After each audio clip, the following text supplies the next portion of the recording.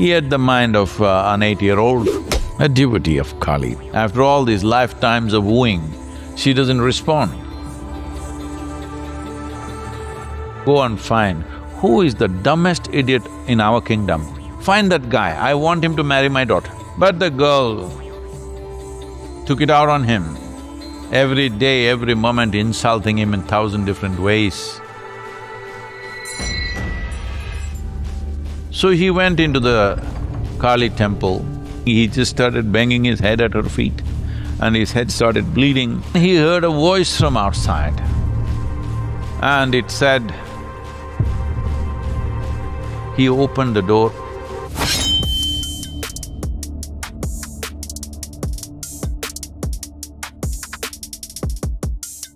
So what is the significance of this worship of the feminine?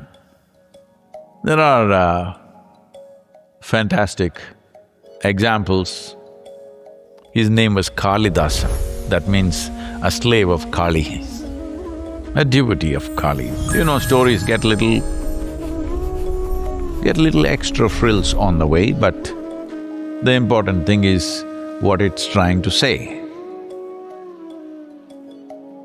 Not the factuality of the story, but the spirit of the story. So for many lifetimes, Kalidasa was a great devotee of Kali.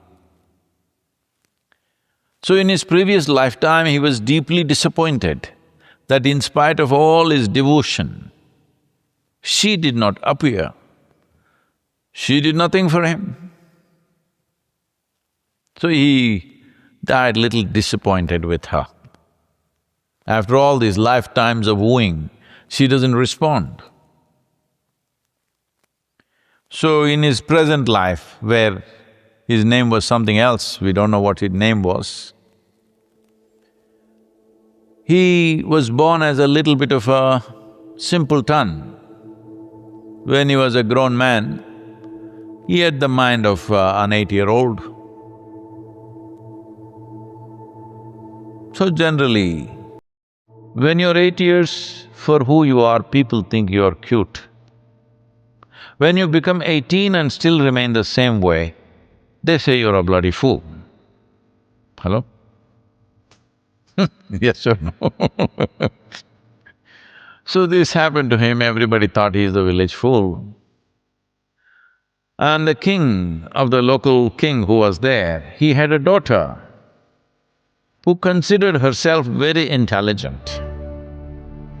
Maybe she was. And she wanted to marry an intelligent man. And ladies, you know it's hard to find one. Because if he was that smart, why would he marry you?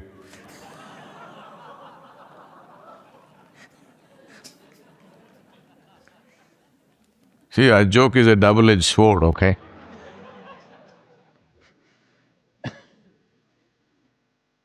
So whoever came to marry her, from many kingdoms, because she can only marry a prince, many of them came and she rejected all of them as fools. He said, they're not fit for me. After not only rejecting these suitors, also insulting them as fools, slowly many kings around this small kingdom became the enemies of this kingdom because they were not only refused, they were called fools by this girl. So the father, facing political and military pressure from all around, he got so mad with the girl and he said, you idiot, the thing is, I must get you married to the worst fool in our kingdom. Only then you will learn your lesson. So he scolded her nicely and told his men to go and find who is the dumbest idiot in our kingdom. Find that guy, I want him to marry my daughter.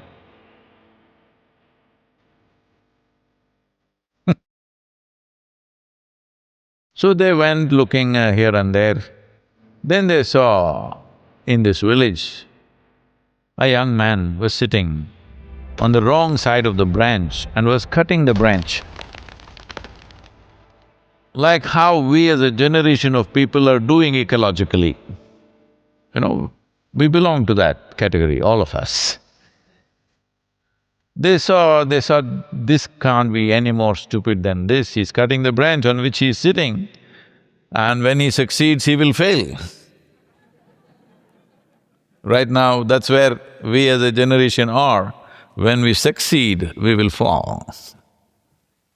Our idea of success is right now so destructive. So anyway, they caught this guy and took him and said, there can't be a worse fool than this. So he is fit to marry the princess. They got them married forcefully. But the girl took it out on him, every day, every moment insulting him in 1,000 different ways, reviling him in many ways possible. After a few months, even this guy who was very simple-minded, even he felt very insulted because she had a sharp tongue. So one day he left the palace and went away into the forest just to escape the sharpness of her tongue. Then there was an old Kali temple in the forest. Usually Kali temples are deep in the jungles because the rituals are of a certain kind which society may not be willing to swallow. The normal society may not be able to digest the type of rituals that happen in the Kali temples many times. So, always deep in the jungles. So he went into the Kali temple. You know, to escape one woman, he has to go to another. He went and put his head at her feet and started banging his head, not knowing any prayer or mantra or chant or anything, he just started banging his head at her feet. And his head started bleeding as drops of blood fell on her feet. He had locked himself because he was afraid soldiers will come, find him and again take him back to his wife. Then he heard a voice from outside and it said, "I'm Kali, I've come, open the door." By now he was so furious that for these lifetimes you did not come. He remembered everything suddenly, he said, "For these lifetimes I prayed, I chanted, I worshipped, you did not come. Now what the hell have you come? I'm not going to open the door." Then Kali repeatedly called him, "Please open the door." Then just to taunt her, because he's still an 8-year-old boy, he opened the door a crack and put his tongue out toward her. And she struck his tongue. And one who was considered the kingdom's most profound fool suddenly becomes a great scholar who… This is something that's attributed to Kalidasa. Kalidasa is considered in India as, in terms of literature and poetry, greater than Shakespeare. They compare… comparative studies of Kalidasa and Shakespeare exists in India, and many scholars rate him as way above in his language, in his mastery of language, in his understanding and how he expressed himself. Very little of his work is left, unfortunately, but in spite of that, that little work is of phenomenal quality. So suddenly he started composing poetry and literature. Just like that, he could sit in a place and simply recite poetry, not written, simply like that. So his tongue became of such exuberance of quality that he could just recite new verses just like that. This has happened to many people, I must tell you this. There have been significant men in the world, I don't want to name them now because it is politically sensitive. Significant men, just look up history, in the last 2 centuries, who were nurtured by their mothers and in some way, in their perception, the mother remained like a goddess. She did not come down to become a loving mother. She remained a goddess being hard on the child.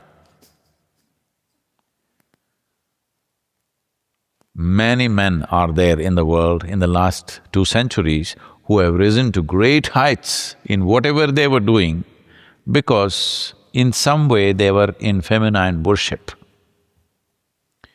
One important thing that you need to understand is, feminine is not a gender, it is a dimension.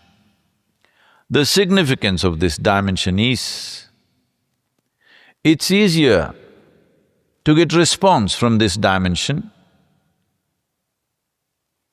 than the other dimension that we consider as masculine, because it is designed in a different way.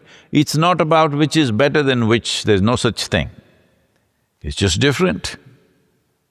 All of you have heard of him, a mathematician. There was also a movie about him a few years ago, of how Ramanujam poured out mathematics, very complex mathematical formulae, to a point where in early 20th century, when there was no concept of black holes, he kind of created mathematics describing black holes. Always in scientific process or scientific research, first is a theory, a conceptualization of what it could be, and then trying to prove it with either empirical proof if that is possible, but for other aspects, mathematical proof. But he produced math before there was a concept. Even today, it's being figured out what exactly is all this about. But he just poured out mathematics. When people asked him, where is this coming from? Simply notebooks and notebooks of math he just poured out. Sitting on his deathbed, he died very early, unfortunately. He said, my Devi, my goddess, bleeds mathematics. So, these are little magnified stories, but it is not out of sync with what can happen. One who attains to the grace of the Devi, whatever you're doing in your life, you may be a business person, you may be a professional in something, you may be an artist, a musician, a yogi, whatever you are. If you want to pitch up your activity to another dimension of, doing things, you need Devi's grace. One who's touched by this grace will naturally rise in ways that other people will think is miraculous. If you want to find expression in the world, you need Devi's grace. Whether you do it by chanting a mantra, whether you do it by going to a temple, or whether you do it by acknowledging that dimension within yourself, or whether you do it by looking up to something that is feminine, or simply by being in nature. It doesn't matter how you do it, but that dimension that we refer to as feminine, when it yields to you, your articulation or your expression in the world will find tremendous enhancement. This is why we are opening this up for men also, the Bhairavi sadhana.